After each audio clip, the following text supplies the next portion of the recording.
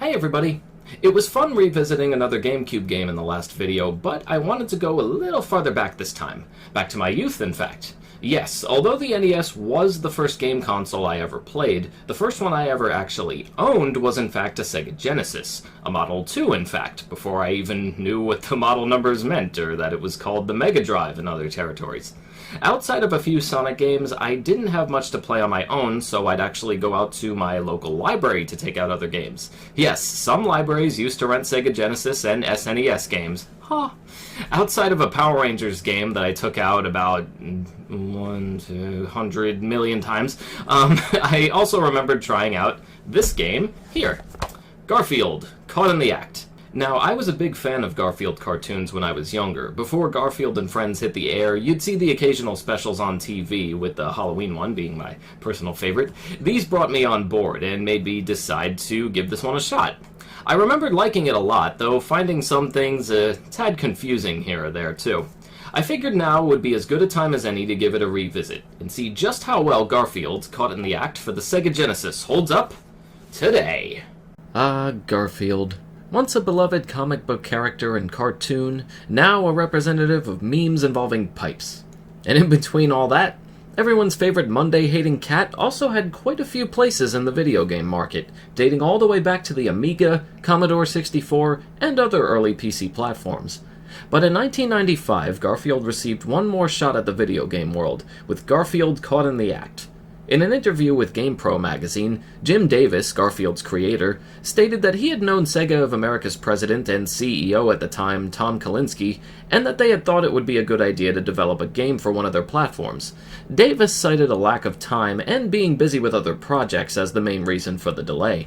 Davis also cited that the main inspiration behind the game was a graphic novel he had put out in 1984 called Garfield, His 9 Lives. The premise of this book was to showcase Garfield in multiple lives on Earth throughout different points of history and beyond. These lives divide the book into 10 different segments. They range from Garfield walking among cavemen all the way to piloting a spaceship in the future. Some of them are fun, some sad, some trippy, and some are just plain scary. If you don't believe me, look up the comic Primal Self and don't say I didn't warn you. Seriously, did Alan Moore write this? Jesus.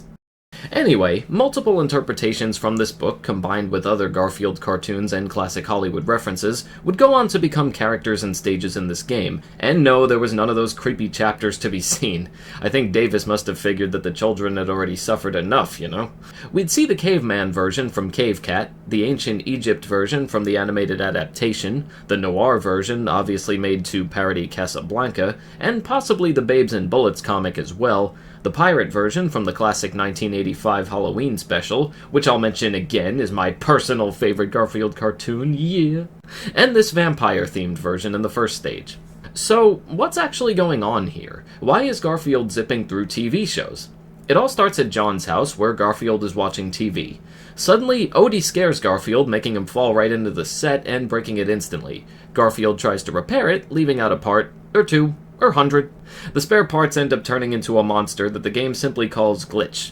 Glitch pulls Garfield into the TV with him, and the fun begins. Each stage has you traverse through the game's various TV worlds, fight enemies, solve puzzles, and fight a boss at the end. At the end of each stage, you reach a giant remote control, which will transport you out of the stage, and back into the game's hub world, where you'll go approach the next stage. Between these levels, you also get a shot at two types of bonus stages. One has you flying through the air, trying to catch as many of Garfield's stuffed bear Pookie as possible to get things like extra lives, while the other is essentially a game of whack-a-mole with similar rewards. Come to think of it, this game sounds a lot like Gex for the 3DO. They both have you getting sucked into the TV and having to fight your way out through various channels with movie parodies. They both have you collect giant remotes to get to the next stage. They both have you starting in a cemetery-type level, and both have you trying to defeat a cybernetic villain. And they came out the same year? What the...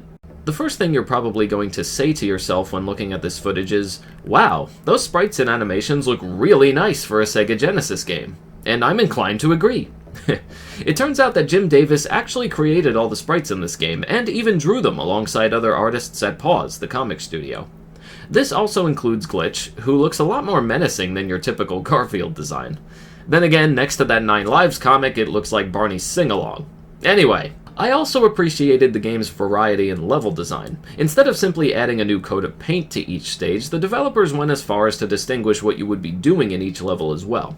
Stage 1 has you fighting through a graveyard. Stage 2 has you coasting down in the rowboat from the Halloween special in a very Pirates of the Caribbean ride kind of way, and then proceeding to climb a long set of trees and branches. Stage 3 puts you in prehistoric times as a caveman cat, fighting your way up mountains and other obstacles. Stage 4 puts you in a noir setting with multiple door puzzles and arrows to help guide you to the exit. Finally, Stage 5 puts you in ancient Egyptian pyramids with plenty of puzzles to solve and hordes of enemies to face. While the gameplay remains consistent throughout, the changes to what you're actually doing in each stage helps tremendously to prevent repetition. Garfield can run, jump, grab ledges, swipe, and throw objects at enemies, so the controls are of course easy to understand as they're pretty standard fare when it comes to platformers, but it also marks what is likely to be considered the most frustrating element of the game to many, the controls. While they are manageable enough, they can be relentlessly slow and sluggish, much like Garfield himself I suppose, making it feel almost impossible not to get hit by things. This is especially true for small, flying enemies like these bats here, who are simply relentless and actually take me back to the days of classic Castlevania. In fact, you know what? This level is more fun if you think of it as a Castlevania stage. You're basically fighting Count Dracula at the end of it anyway. The other issue is that the game isn't always clear about what you need to do in some instances. Since we're on the topic of the first stage, I'll refer to this fight here with Count Dracula. Count Slobula. In order to defeat him, you have to wait for him to fly up and glide over to you. After he's done this, you have to swipe at him, making him retreat into his coffin. Here's the part that confused countless kids, including myself. You're now supposed to jump up to where the blinds are on the window above the coffin, cause sunlight to hit it, and make the Count finally take a hit. This part of the fight was not made clear in the slightest, and I only ended up solving this as a kid by complete accident. Another instance is near the end of the game in the ancient Egypt stage. Figuring out that you're supposed to light torches in the stage is not really apparent at first, and will likely hold some more people back from figuring things out. It's not nearly as confusing as the Count boss fight, but still a bit off-putting once again, with no real direction to go by. Combining these two issues, you're likely to run out of lives the first or second time playing, but the game does provide continues at least. After you get the hang of it though, it's not half bad. You are likely to get hit a lot, but the game provides plenty of chances for you to regain your health with burgers and other items, and never feels impossible at any point. The boss fights, with the exception of the last one, were okay at best. There's nothing particularly creative about them that you haven't already seen in hundreds of platformers over, but they get the job done, and provide a little more amusement as you approach the end. The final battle with Glitch, on the other hand, actually caught me by surprise. The fight is really a climb to the top of the stage, where you have to move a bunch of reflective boards out, so Glitch's various shots will reflect back toward him. With each hit, he goes up a little higher into the stage, until you reach the top and finish him off for good. In the end, Garfield gets zapped back out, continues the nice touch running joke, and the credits begin to roll. If the game felt fun to you, but also quite short, there's a reason for that. The game was originally planned to have 3 additional levels in it. While they never appeared in the Sega Genesis version, they did eventually come out through the Sega Channel, Sega's original attempt at a download service for gaming. Unfortunately, after the service got shut down in 1998, there was no longer any way to play them. The info from this point is not 100% verified, other than some eyewitness accounts, so bear with me. 2 of the 3 stages contained more themes from the 9 Lives book. I just can't escape this thing, can I? Specifically the Vikings and Space Cat. The other was a Robin Hood parody stage. There was also a continuation of the Casablanca level, which had you platforming on a moving train. Sadly, we would not be seeing any kind of Sonic & Knuckles add-on for this one, so that we'd get to play the levels on another cartridge. Heck, there was a 32X version of the game planned that might have even included these stages, but it also wasn't meant to be. But all hope is not lost for those curious enough. The game also had a Sega Game Gear release. While it was generally considered to be an inferior version of the original, it did contain 2 of the 3 levels, both the Viking and Robin Hood stages in fact. As for the space level, that one found its way into the PC release of the game, which was only available through the Sonic and Garfield pack. So while we may never get to see the Genesis incarnations of the levels ever again, we can at least go to sleep knowing that they do exist in some form. With all that said, let's get back to my thoughts on the game once more. I admit, I was impressed by a few things here. The graphics hold up surprisingly well, as does the game's look and presentation. The stages themselves are each very creative and unique, and are just about the right length without overstaying their welcome.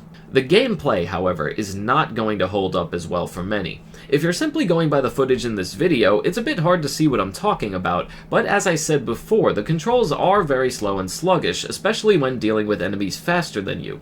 If the game didn't scatter burgers all over the stages, I'm not even sure how easily I would have gotten through it. It also didn't help that the game's controls stayed exactly the same for the entire game. I'd have loved to see some special abilities associated with each stage to change it up even more, though I admit I was still overall satisfied with what we got anyway. And that's really what this comes down to. It's one of those games where I can clearly identify my issues with it, but still admit that I enjoyed the whole thing despite. The slight learning curve due to Garfield's sluggishness is going to hold some people back, especially if they're playing it now for the first time, but if you're a fan of old school platformers like me, you'll likely still want to blast through this one just to see what kind of interesting stages the game has in store. In fact, I'd argue the game's short length, unintentionally or otherwise, actually ended up helping it more, as it prevented the slightly repetitive gameplay from wearing out its welcome, and kept things just fresh enough all the way to the end. So there you have it. The game's not half as bad as it could have and probably should have been. It's more than playable, and may even surprise you in a few nice ways. Whew. I'm glad that's done. Now I never have to think about that 9 Lives comic ever again. What? What?